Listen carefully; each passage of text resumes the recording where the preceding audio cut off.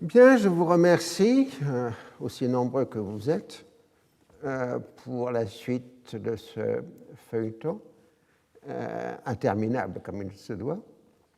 Donc, la dernière fois, nous étions dans les suites de la crise de Suez, à l'intérieur d'un cycle de crise continue qui va de 1956 à 1958, crise avec multiples interventions de forces dans la région. Et si les troupes franco-britanniques se sont retirées du canal au mois de décembre, il reste que les Israéliens occupent toujours la plus grande partie du Sinaï et que, de l'autre part, le président américain Eisenhower a développé une doctrine qui cherche à s'appuyer sur les régimes arabes dits modérés face à l'Égypte nassérienne qui est en quelque sorte paralysée, puisqu'elle a besoin des États-Unis pour obtenir l'évacuation israélienne du Sinaï. Or, cette évacuation est rendue difficile par le fait que les amis d'Israël au Congrès des États-Unis sont particulièrement influents, en particulier le chef de la majorité démocrate au Sénat des États-Unis, Lyndon B. Johnson, qui gardera de cette période le surnom Master of Senate, le maître du Sénat, par sa capacité de contrôler toutes les activités du Sénat en tant que leader de la majorité. C'est le titre d'un livre célèbre d'une biographie de Johnson et qui, sur cette période, Master. Et donc, faut créer un contre-pouvoir à Nasser dans la région et l'administration Eisenhower a cherché là-dedans la personne du roi d'Arabie Saoudite, Saoud, qui est invité en grande pompe aux États-Unis, mais qui s'est montré plutôt décevant parce qu'on lui explique qu'il doit diriger un peu le monde musulman, mais ce n'est pas tellement contre Nasser qui voudrait le faire, c'est plutôt contre Israël, ce qui n'était pas exactement ce qu'on lui demandait. Et l'affaire s'était concentrée sur cette fameuse question du golfe d'Aqaba, puisque le statut juridique du golfe d'Aqaba, donc qui donne accès à Israël à la mer Rouge, n'est toujours pas fixé du point de vue international. Et le roi Saoud dit qu'une présence israélienne dans le golfe d'Aqaba menace le pèlerinage à la Mecque. Alors, pendant ce temps, à l'Assemblée générale des Nations unies, on fait passer des résolutions demandant le retrait complet des Israéliens sur les lignes d'armistice, et les Égyptiens jouent toujours sur la carte du pétrole, expliquant qu'ils ne pourront entamer les travaux de reprise du canal, du trafic, que après l'évacuation israélienne. Donc, le canal ne sera ouvert qu'après l'évacuation israélienne. Et d'autre part, les Syriens font la même chose sur les oléoducs de l'IPC, ce qui fait qu'une grande partie du pétrole à destination de l'Europe ne peut pas passer à la Méditerranée, donc à l'Europe. Alors, Eisenhower, d'un côté, fait pression sur le gouvernement israélien de Ben-Gurion, mais en même temps, il cherche des formules de compromis concernant le mandat de la force internationale qui puisse à la fois contenter les Égyptiens et les Israéliens. Tout ça dans l'ambiance que j'ai décrite avec les pressions du Sénat en faveur d'Israël, au point que Foster Dulles, en privé, dans les discussions de l'administration, mais pas en public, se plaint du contrôle terrifiant que les Juifs exercent sur les médias et leur emprise sur les parlementaires. Si on ne réussit pas à sortir les Israéliens d'Égypte, les Russes s'installeront et tout le Moyen-Orient sera perdu. Alors, la perte du Moyen-Orient, c'est un mot fort parce Il faut se rappeler combien l'administration Truman avait été affectée par les républicains de l'accusation d'avoir perdu la Chine, loss of China, en 1950. Et donc, loss of Middle East, ce serait une seconde perte aussi colossale que la première. Et Eisenhower lui-même pense que les députés, enfin les congressmen, sont plus poussés par la base politique que par l'intérêt général.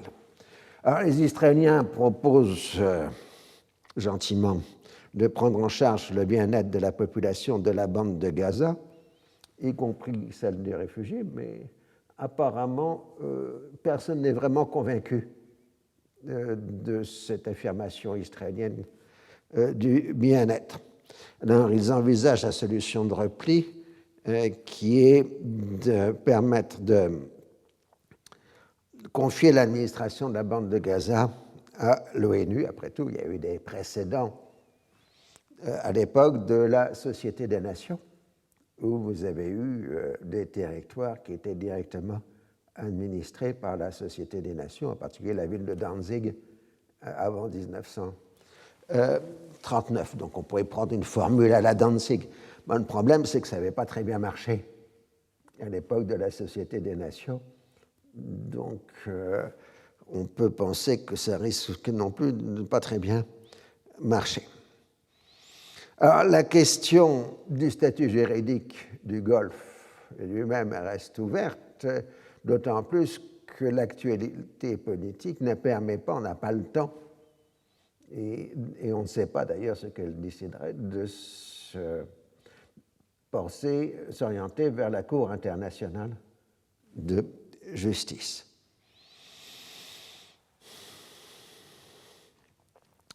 Alors, le 20 février 1957, Eisenhower s'adresse à la nation pour affirmer que l'ONU n'avait pas d'autre choix que d'exercer des sanctions, mais que les États-Unis seraient fermes contre toute violation égyptienne de la Convention d'armistice.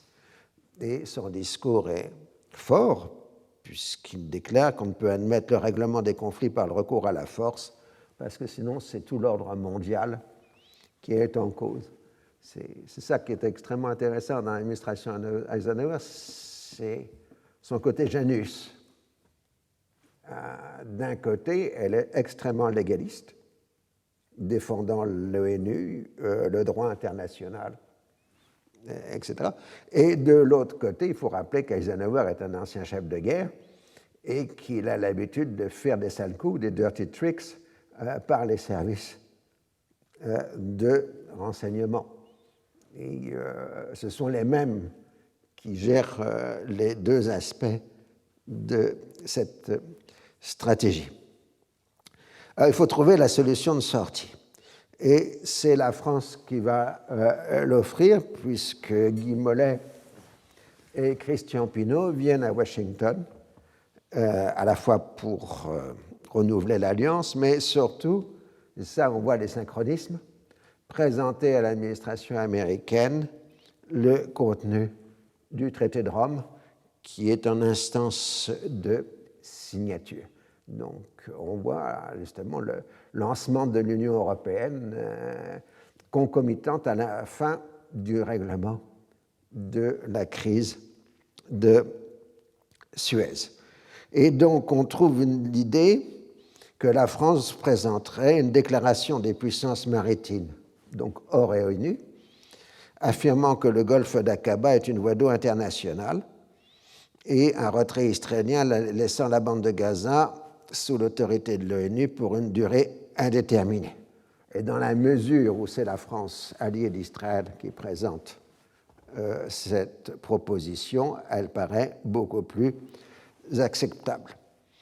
Alors, on complète dans les discussions en donnant l'assurance d'implanter la force internationale à Sharm el-Sheikh, au débouché du détroit de Tiran, puisque c'est la position clé qui contrôle par l'artillerie la sortie du détroit. Donc Sharm el-Sheikh va être surtout connu dans cette période comme une position militaire, avant de devenir la station balnéaire d'aujourd'hui. Elle a beaucoup préoccupé les gens dans les années 50 et 60. Alors, sur Gaza, on est plus vague, d'autant plus que pour la majorité des membres de l'ONU, l'attaque israélienne est une agression, donc il n'est pas question de donner une récompense à une agression. Donc, on va travailler sur, si j'ose dire, les espèces de sable mouvant d'un accord tacite et d'une situation de facto, puisqu'on ne peut pas la transformer en droit. Donc, le scénario est lancé, et le 1er mars, Golda Meir annonce le retrait des forces israéliennes en déclarant que toute entrave à la liberté de circulation dans le golfe d'Aqaba sera considérée comme un acte d'agression autorisant le recours à la force.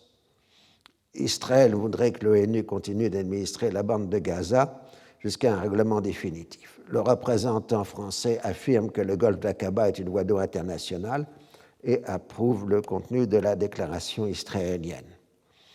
Le représentant américain s'en tient au retour à la ligne d'armistice et les États-Unis, donc là sur cette carte, vous voyez rappeler Sharm el-Sheikh et les îles de Tirane et Sanafir, dont le statut international n'est pas du tout réglé à cette époque, puisque ça fait grand bruit. Il y a peu d'années, quand l'Égypte a reconnu que, le maréchal Sissi a reconnu que Tirane et Sanafir étaient saoudiens. En réalité, la question est que les frontières n'ayant pas été délimitées à la fin de l'époque ottomane et dans l'entre-deux-guerres, savoir si Tirane et Sanafir étaient saoudiens et égyptiens n'avait pas été tranché à l'époque. Donc les États-Unis admettent que le golfe d'Aqaba est une voie d'eau internationale, à moins d'un jugement contraire de la Cour internationale de justice.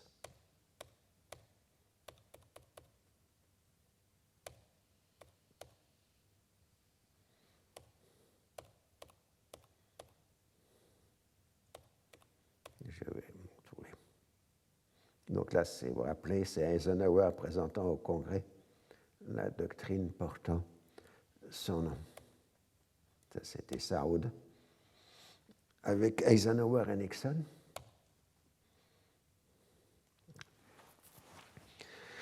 Donc, le psychodrame se termine le 4 mars, quand les autres puissances maritimes, Grande-Bretagne, Pays-Bas, Italie, donnent leur approbation. Donc, il y a 6 puissances maritimes. C'est un statut juridique qui n'existe pas en soi, d'ailleurs, mais c'était les plus grandes marines du monde à l'époque, enfin du monde libre en tout cas. Les Égyptiens font savoir qu'ils ne sont liés que par les résolutions de l'ONU et non par des déclarations unilatérales. Alors la relève à Sharm el-Sheikh et Gaza a lieu les 7 et 8 mars 1957, les forces de l'ONU prenant la succession des troupes israéliennes. Très rapidement, il devient clair que les casques bleus n'ont pas les moyens de s'opposer à la population de Gaza, qui exige le retour de l'administration égyptienne.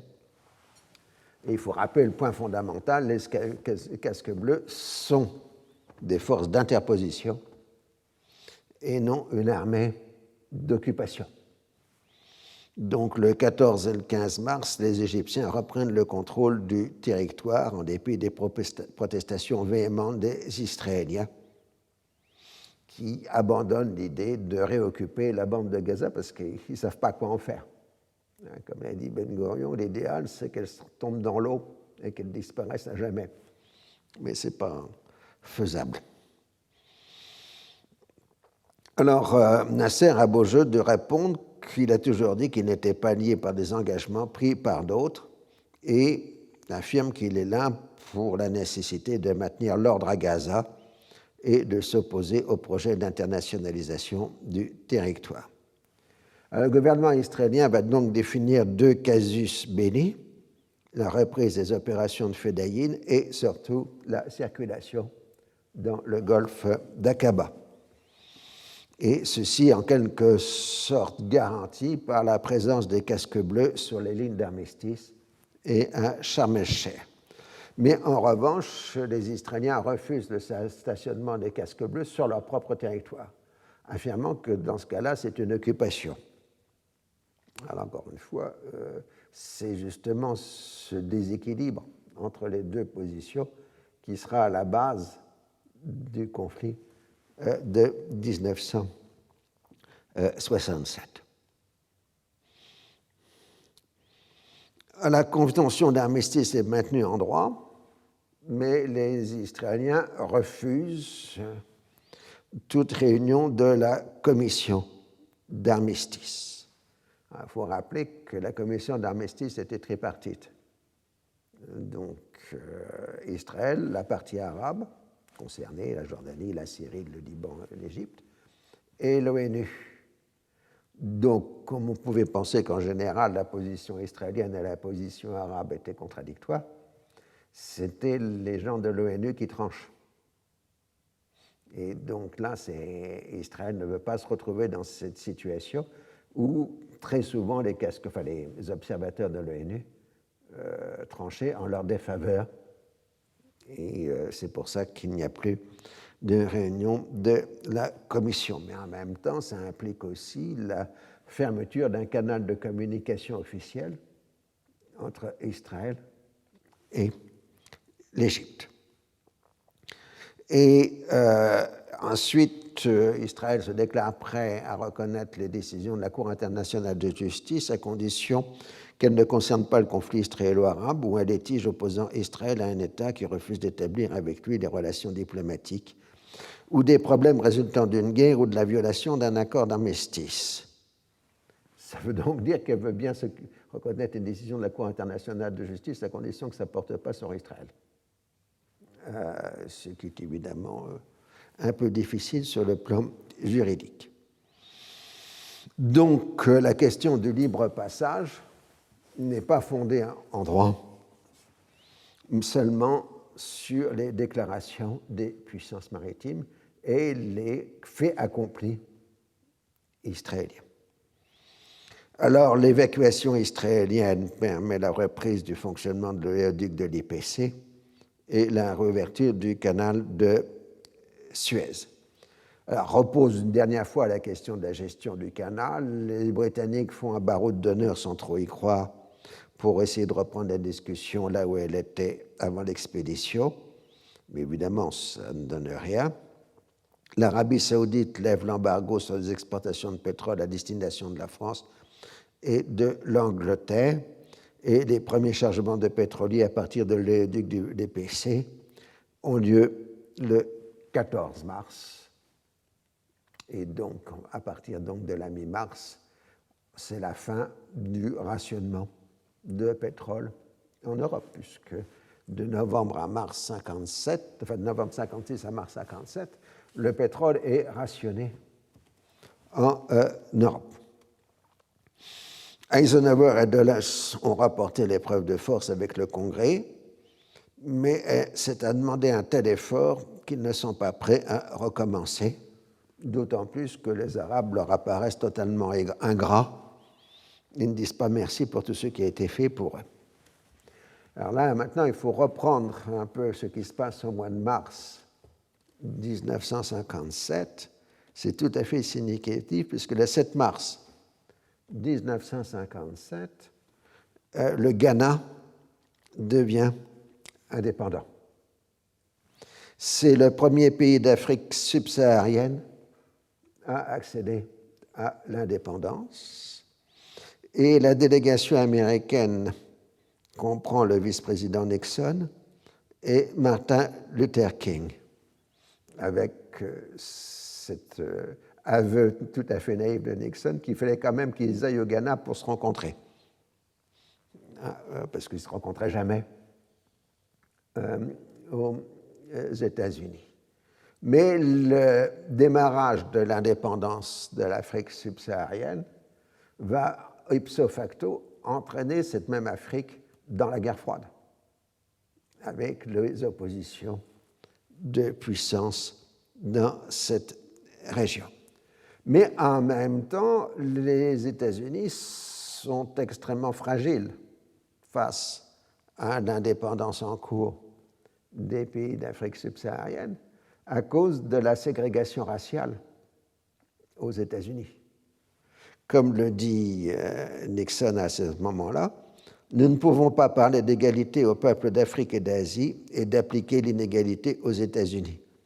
Dans l'intérêt national, nous devons appuyer les mesures nécessaires pour en finir avec la discrimination raciale aux États-Unis. Et l'administration Eisenhower est la première à faire passer une loi sur la discrimination raciale le 9 septembre 1957. Alors, cette loi sur la discrimination raciale aux États-Unis, elle est l'œuvre très largement du Master of Senate de Lyndon B. Johnson. Et en même temps, elle est aussi le produit des grands affrontements sur la déségrégation des écoles à Little Rock, dans l'Arkansas. Bon, Eisenhower était un conservateur, considérait que oui, il fallait bien déségréger, mais le plus lentement possible pour pas que les populations passent à la violence.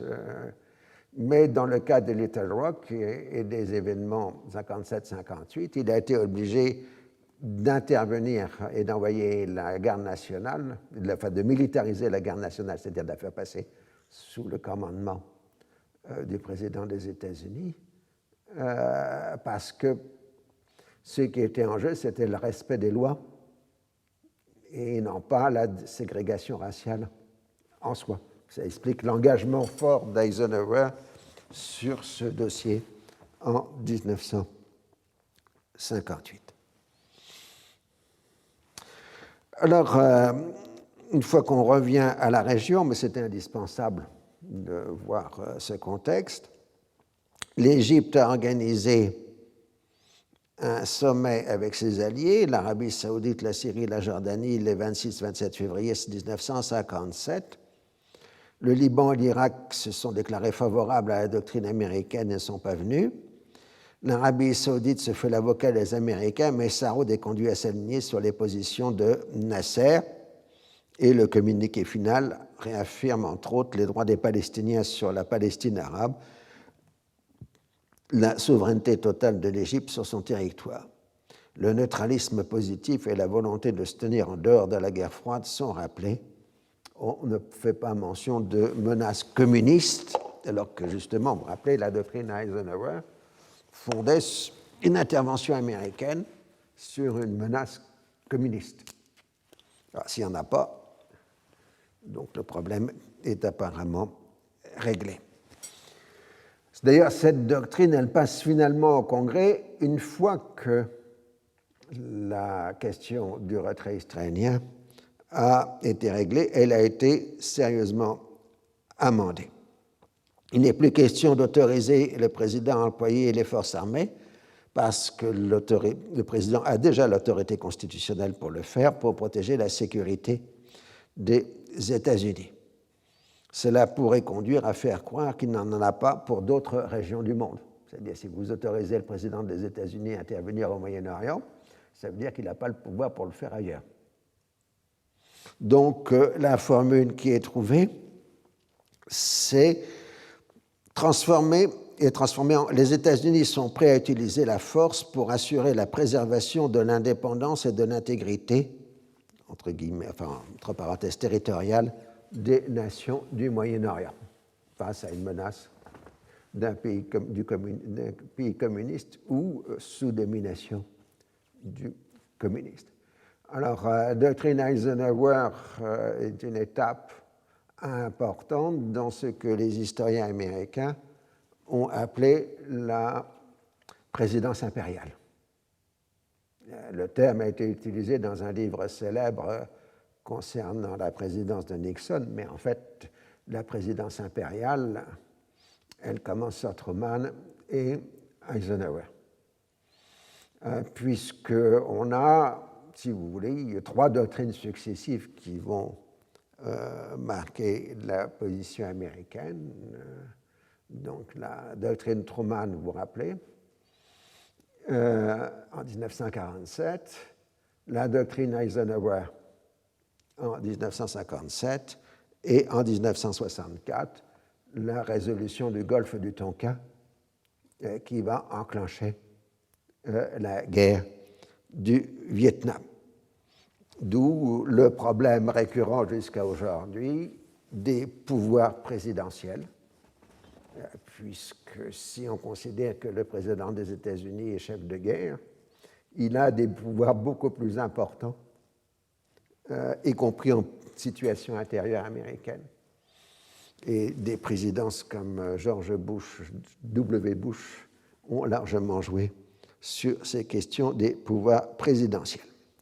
En tout cas, la grande réconciliation des Américano-Britanniques, c'est la conférence dite des Bermudes en mars 1957, du 20 au 23 mars 1957. Alors, vous reconnaissez Dulles,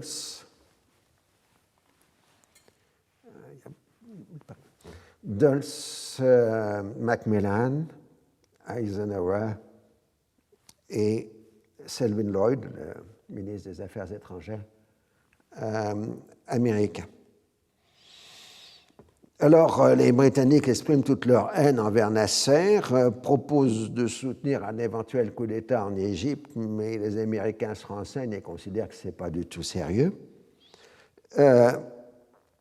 Eisenhower conclut qu'il faut s'en tenir à la ligne actuelle et négocier le statut définitif du canal. Ils ne vont pas entrer dans le pacte de Bagdad, mais sont prêts à participer à l'instance militaire, au comité militaire du pacte de Bagdad, et poussent les Anglais à se sortir du guêpier de Brahimi qui amène des confrontations permanentes entre la Grande-Bretagne et l'Arabie saoudite. Et surtout, on prend acte qu'il n'est pas possible de régler le conflit israélo-arabe, puisque tous les efforts d'Alpha et Gamma ont échoué et qu'on se contentera donc de gérer les affaires courantes en attendant que le climat se réchauffe, si j'ose dire, pour arriver à un règlement final. 25 mars 1957, d'un côté, Macmillan se félicite du rétablissement de l'unité d'action avec les États-Unis et donc du rétablissement des relations spéciales entre les deux pays anglophones. Et le même jour, c'est la signature à Rome du traité établissant la communauté économique européenne sans la participation de la Grande-Bretagne. Alors, on passe du côté français à l'idée qu'on pourrait peut-être en faire encore quelque chose contre l'Égypte avec les Israéliens, mais ça, c'est plutôt des bavardages, enfin des choses qui ne sont pas très sérieuses. En revanche, on a les premières publications d'ouvrages sur la crise de Suez, et dont ces ouvrages évoquent assez pertinemment la collusion anglo-franco-israélienne, alors qu'officiellement, elle n'a jamais eu lieu, puisque à cause d'Éden, il n'y a jamais eu de conférence à Sèvres. Donc, l'Union soviétique en profite pour se présenter comme défenseur des Arabes. Et de son côté, Ben Gurion est obligé d'admettre que la capacité militaire d'Israël est fondée sur la nécessité de lutter, s'il le faut, contre toutes les armées arabes réunies, mais pas contre les armées d'une grande puissance.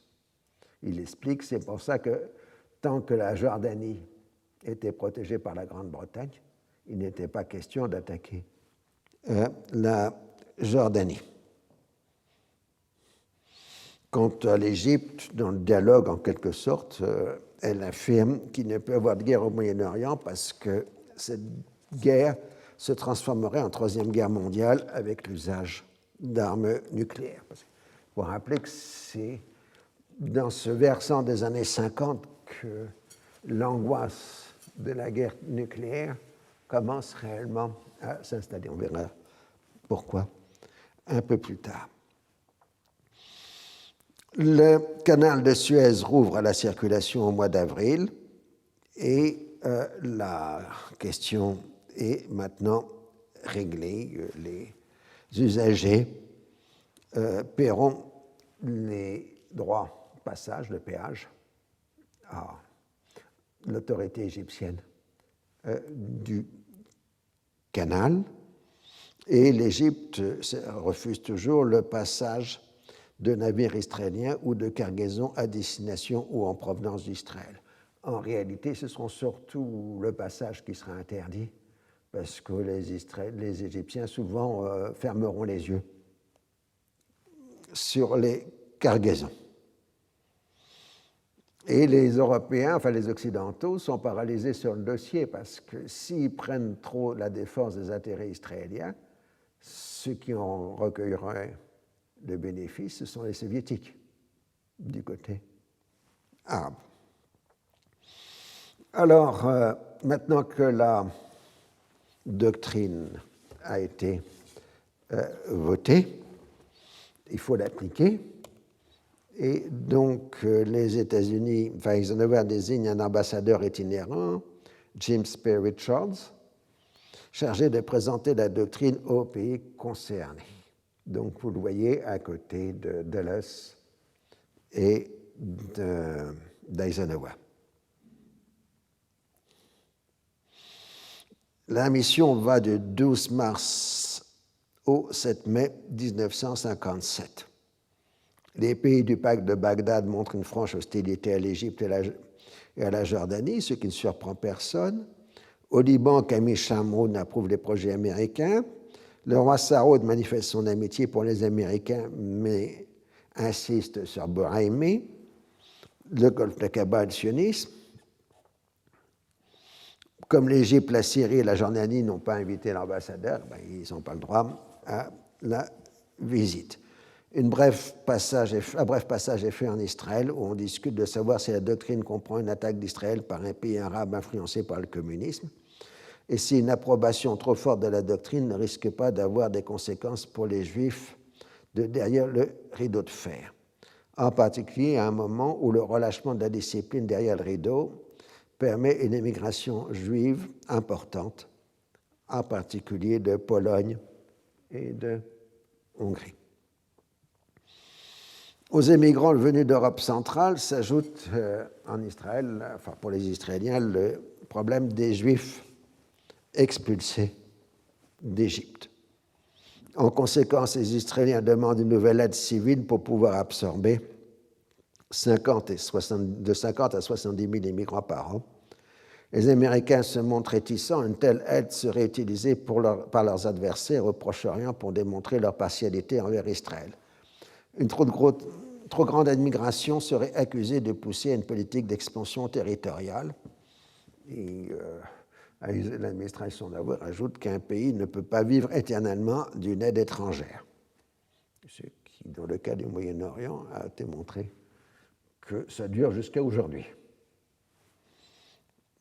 Mais en fait, la tournée de Richards va être interrompue par le développement de la situation régionale. Alors d'abord, vous avez la tension entre la Syrie et l'Irak à l'occasion du procès public à Damas des conjurés du complot irakien. Vous vous rappelez ce projet de coup d'État organisé à partir de Beyrouth avec le soutien de la CIA qui devait avoir lieu en octobre 1956 et qui n'a pas eu lieu à cause du déclenchement de l'opération de Suez.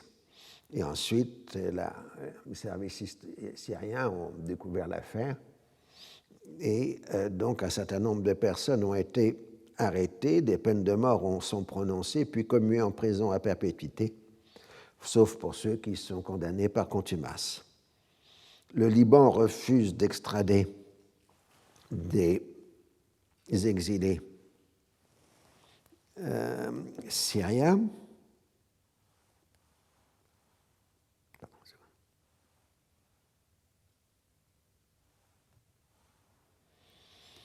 Vers leur pays natal, mais ces derniers, après l'assassinat de l'entre-eux à Beyrouth, ont préféré se réfugier plus loin. Et en Syrie même, la petite guéguerre entre les services de renseignement, le deuxième bureau, puisqu'on est dans un ancien mandat français, les services de renseignement s'appellent le deuxième bureau, comme il se voit, Maktab al-Thani. Donc entre le deuxième bureau et les militants du PSNP, ex-PPS, des syrianistes. Et donc le PPS, qui était dans l'arrière le coup d'État raté, enfin avorté de 1956, se lance dans la préparation d'un nouveau coup d'État. Les discours de Nasser dans cette période ont pour thème la force du nationalisme arabe et la volonté de l'impérialisme de le liquider. Le nationalisme arabe est l'arme qui permettra de défaire l'expansionnisme sioniste. C'est le bouclier de la patrie arabe de tous les pays arabes. Il permettra de restaurer les droits du peuple de Palestine, Sham Palestine. Un entretien publié le 10 mars est plus explicite. Israël représente un véritable danger en raison de son expansionnisme. Il veut s'étendre du Nil à l'Euphrate et en faire une terre sacrée pour les Juifs. Alors, je vous rappelle que c'est l'accusation régulière, y compris réaffirmer qu'il y aurait une carte devant la Knesset représentant le projet d'expansion israélienne du Nil à l'Euphrate. Et je vous avais expliqué qu'en dehors de la référence biblique, cette affirmation renvoyait à des témoignages devant la commission anglo-américaine de 1947, où un intervenant sioniste avait parlé du Nil à l'Euphrate. C'était un religieux d'ailleurs. L'unité arabe est indispensable contre cette menace. Il faut travailler à se renforcer économiquement, politiquement, militairement, sinon ils s'empareront de l'Égypte et feront de ce peuple un peuple des réfugiés. Alors, on peut interpréter ces déclarations nassériennes de plusieurs façons. La première, c'est qu'il essaye d'expliquer aussi aux siens que la guerre avec Israël, ce n'est pas simplement une guerre pour les Palestiniens, mais c'est une guerre pour les Égyptiens eux-mêmes. Parce que sinon, nous, les Égyptiens, on aura le sort des Palestiniens, en quelque sorte. Donc ça, c'est la première interprétation. Et la seconde est qu'on peut voir que la position est beaucoup plus défensive qu'offensive. Nous nous défendons contre Israël, et non pas nous allons attaquer Israël. C'est là aussi le jeu très ambigu du discours nassérien. Il faut dire que l'Égypte, dans ce printemps 57, est en pleine transformation. 3/4 des 120 000 étrangers auraient quitté le pays à la suite de la crise, soit en raison des expulsions, soit en raison de l'égyptianisation croissante de l'économie et des biens. Les Italiens et les Grecs quittent progressivement une société dans laquelle ils ont le sentiment de ne plus avoir de place. Il en est de même pour les Syro-Libanais, en particulier les chrétiens, qui identifient l'arabisme de Nasser à l'islam. L'expropriation des étrangers et des minoritaires donne temporairement des ressources nouvelles au régime, mais constitue une hémorragie de talents et de compétences dont les effets seront sensibles à long terme. Les pays occidentaux en tireront de grands profits dans différents domaines. Il faut rappeler que la France y gagnera Dalida, Richard Anthony et un certain nombre d'autres personnalités des stars de la variété. Plus aussi quand même pas mal de cadres financiers, de chefs d'entreprise viendront de ces Levantins qui quitte l'Égypte à la fin des années 50. Alors, ce départ profite à la bourgeoisie égyptienne, mais Nasser s'oriente de plus en plus vers une économie de type socialiste, pour plusieurs raisons. D'abord, seul l'État est capable de drainer les capitaux pour l'effort industriel qu'il souhaite mener, et d'autre part, le développement d'une classe bourgeoise capitaliste risquerait d'être un danger pour le régime lui-même. Et c'est tout le problème de ce qui a été posé dès les années 60 dans un livre connu d'un marxiste égyptien qui était l'Égypte, société militaire, et, en français en tout cas. Et ce problème se pose jusqu'à aujourd'hui. Si l'Égypte est une société militaire, l'armée ne peut pas accepter l'émergence d'une puissance autre qu'elle-même dans l'Égypte d'aujourd'hui. C'est une des problématiques que l'on a dans les événements d'Égypte depuis 2011.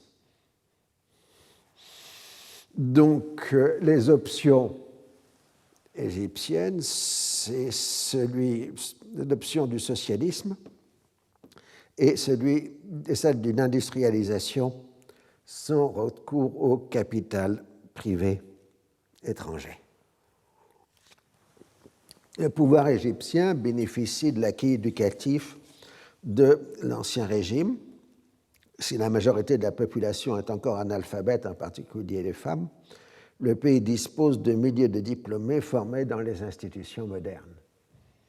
C'est le premier groupe de la société égyptienne à émigrer, fournissant en particulier des enseignants aux nouveaux pays arabes indépendants. À fur et à mesure qu'un pays arabe était indépendant et qu'il manquait de professeurs, d'instituteurs, etc., il faisait venir des Égyptiens, des effendis, comme on dit en Égypte. C'était l'effendia, en quelque sorte.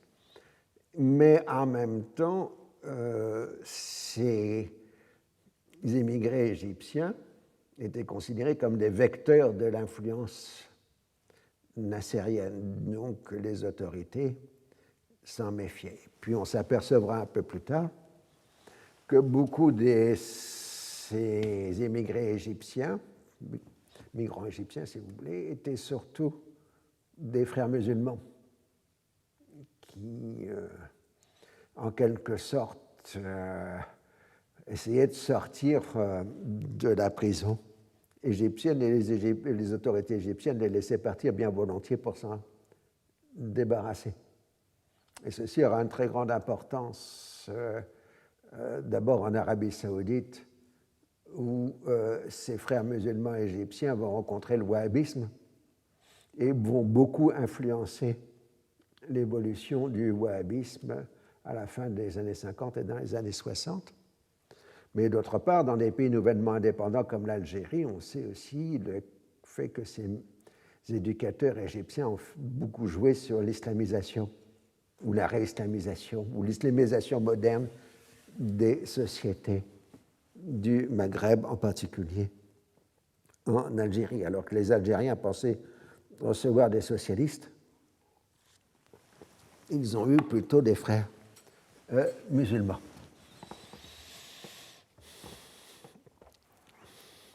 Alors, l'instrument politique essentiel de la politique étrangère est la radiodiffusion.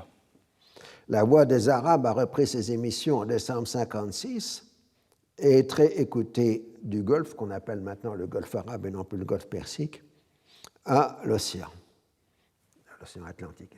C'est la formule célèbre du Golfe à l'océan, car la fin des années 50, partout dans le monde, c'est la généralisation des autoradios et des postes radio à transistors. On sait par exemple le rôle des transistors dans la fin de la guerre d'Algérie a été tout à fait important. Et généralisation des postes radio à transistors va transformer toutes les sociétés, puisqu'on n'aura plus le gros poste radio central dans une famille ou dans un café, mais la multiplication de petits postes individuels.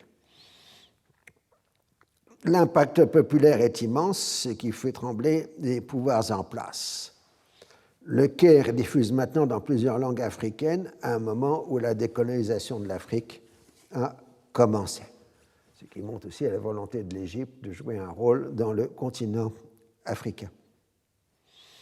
En même temps, Nasser se plaint de l'hostilité de la presse occidentale à son égard, en particulier américaine.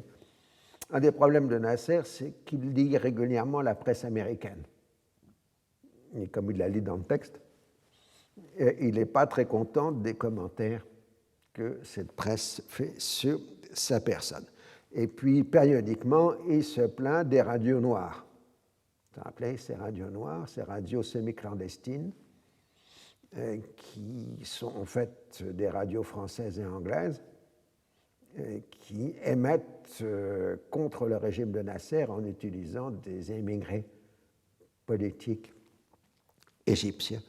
Et c'est en préparant ce cours, reprenant tous les discours de Nasser, on voit et les entretiens que Nasser a avec les diplomates étrangers, on voit combien cette question des radios noires le préoccupe, parce qu'il revient constamment contre les attaques de ces radios noires. Je rappelle que le terme radio noire, c'est un terme qui a été utilisé durant la Seconde Guerre mondiale. C'était la propagande britannique contre l'Allemagne nazie utilisait des radios noires, c'est-à-dire des pseudo-postes radio allemandes qui étaient censés émettre à partir de l'Europe occupée, voire de l'Allemagne elle-même, et qui avaient pour but de démoraliser les troupes allemandes. Et c'était assez efficace, parce que, par exemple, vous aviez une radio noire qui s'appelait Radio Atlantique, et quand un sous-marin allemand quittait la base de Saint-Nazaire, la radio noire, Radio Atlantique, saluait les camarades qui partent en mer. Et du coup, les mariniers étaient furieux de savoir qu'ils étaient identifiés. Donc, c'est toutes ces expériences de la Seconde Guerre mondiale qui se continuent au Moyen-Orient. Alors, en dehors de la propagande, le nasserisme s'appuie sur différentes organisations nationalistes arabes.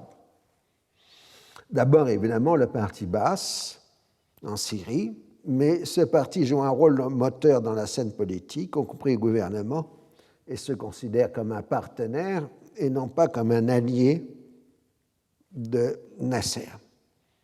Et les autres branches du Baas dans la région sont sur la même ligne. Alors, ceux qui sont plus proches de Nasser, c'est le mouvement des nationalistes arabes, les Qaoumiyin, comme on dit à l'époque, qui, vous rappelle, émerge de l'université américaine de Beyrouth et qui a été fondée, entre autres, par Georges Habash. On aura l'occasion de reparler. Mais le problème des MENA, c'est qu'il est arrivé après le Baas. Donc, sur chacun des terrains, les bassistes étaient déjà là avant l'arrivée des Qaoumiyin, donc ils ont eu beaucoup de mal à se développer. Mais en revanche, comme ils sont partis de l'université américaine de Beyrouth, ils ont essaimé à partir des étudiants de l'université américaine.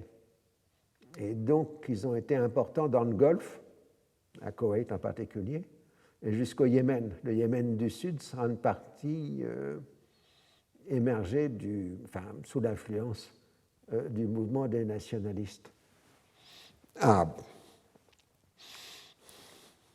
Alors, ce n'est pas le cas en Égypte où il n'y a pas d'implantation du MNA, ne serait-ce que l'Égypte a sa propre université américaine, que Nasser continue de laisser travailler durant toutes ces périodes. Donc, l'université américaine du Caire, qui n'a pas du tout le rôle de l'université américaine de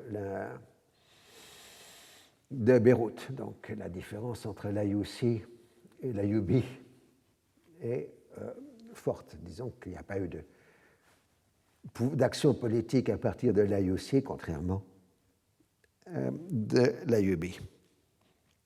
Pour ceux qui connaissent le Moyen-Orient, ce sont des mots bien connus, des initiales bien utilisées.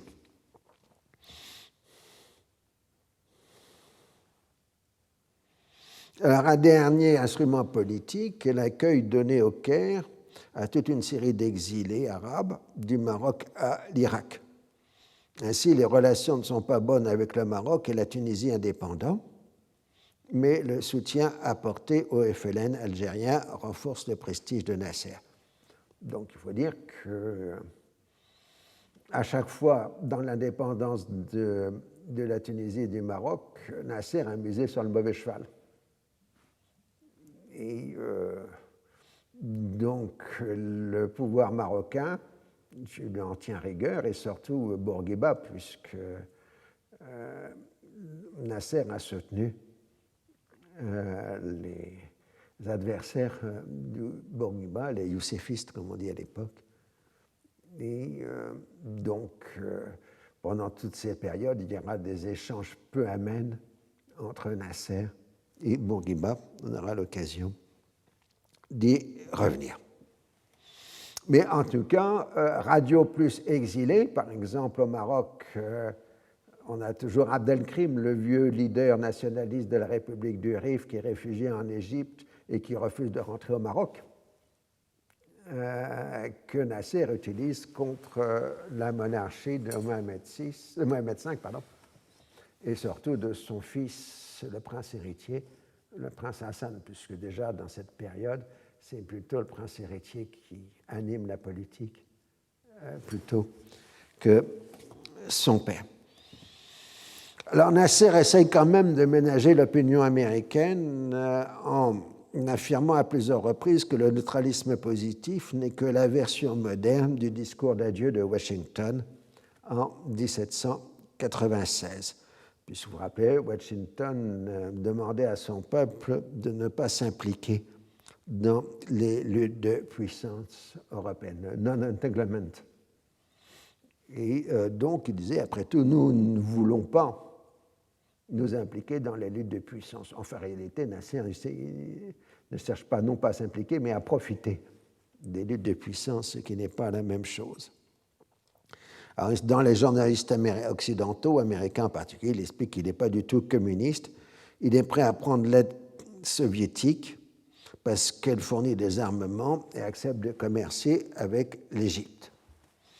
Alors, il rejette l'idée qu'il soit un dictateur, puisqu'il n'est que l'émanation du peuple, donc il ne peut pas être un dictateur. Et il rejette l'accusation d'antisémitisme en reprenant le terme éculé que les Arabes sont aussi des sémites, ce qui est une vieille blague. Il manque que c'est le problème de la Palestine, Mushkilat Palestine, qui importe, celui d'un peuple qui a été expulsé de ses terres. Il faut comprendre que les Arabes diffèrent des autres peuples en étant profondément enracinés là où ils habitent. Ça, c'est une notion importante que les Occidentaux ont toujours eu du mal à comprendre.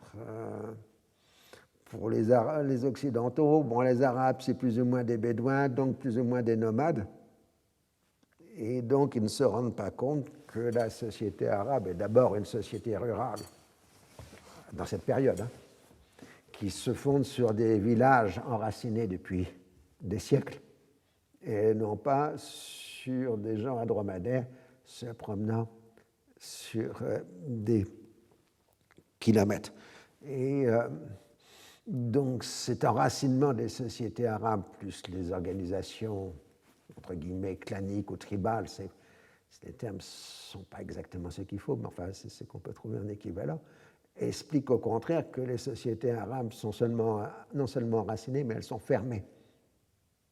Il est difficile à quelqu'un venant d'un autre pays arabe de s'enraciner, enfin, de devenir réellement un autre. Un Palestinien ne devient pas un Syrien ou un Irakien.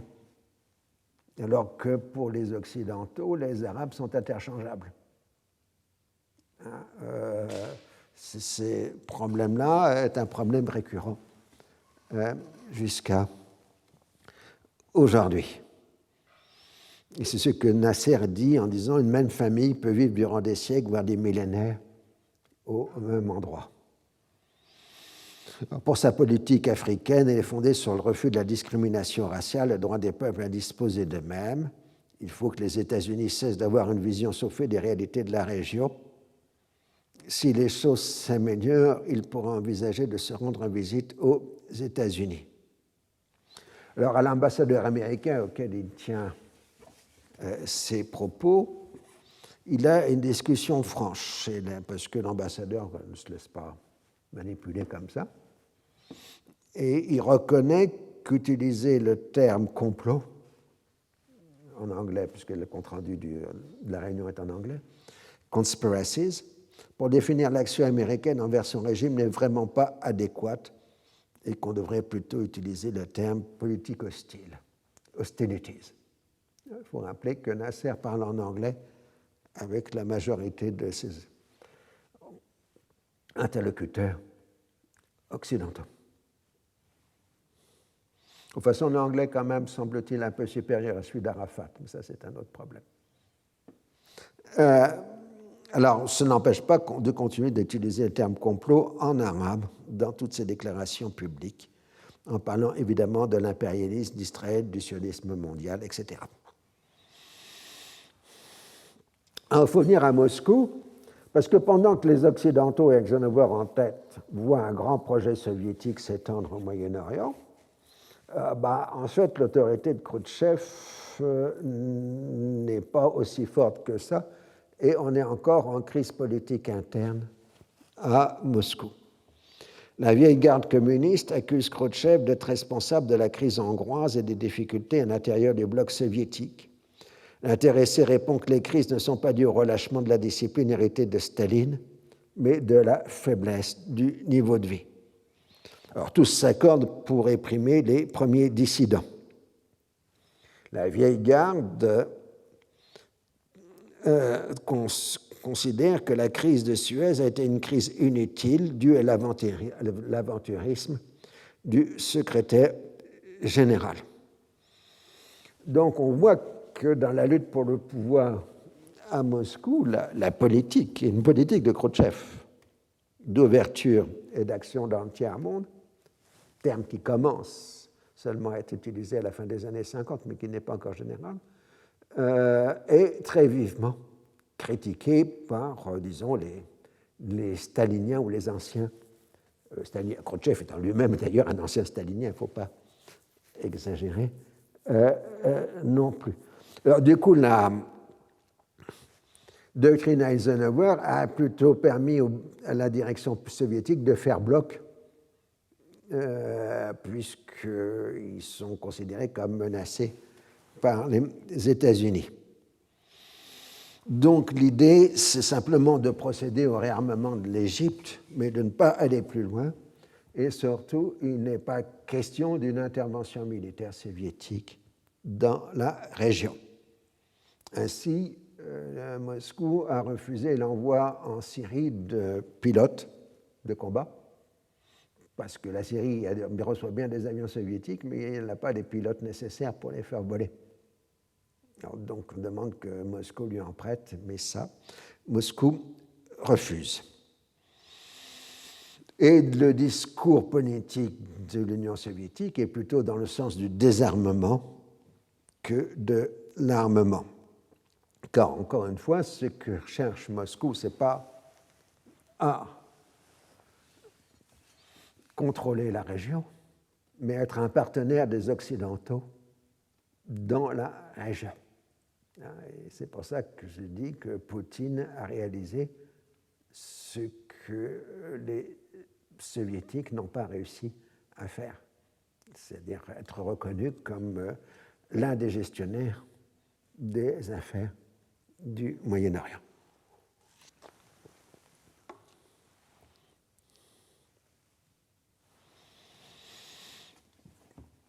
Et donc, les Soviétiques continuent à émettre des propositions de discussion à quatre sur les problèmes du Moyen-Orient.